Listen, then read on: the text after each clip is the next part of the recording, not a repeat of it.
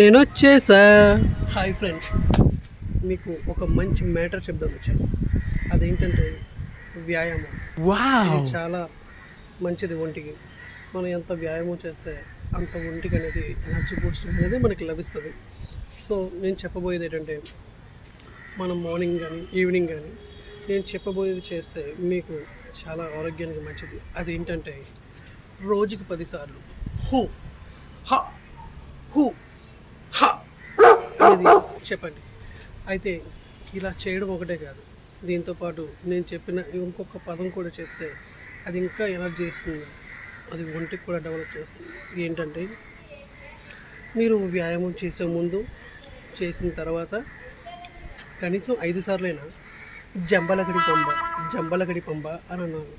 అది అంటే మరింతగా మనకి ఎనర్జీ బూస్టింగ్ అనేది ఒంటికి వస్తుంది. Okay friends, bye. ఇలా ట్రై చేసి మీ చేసిన వీడియో నాకు కూడా పంపండి, నేను కూడా చూస్తాను. ఓరి నీ దుంపదాగా.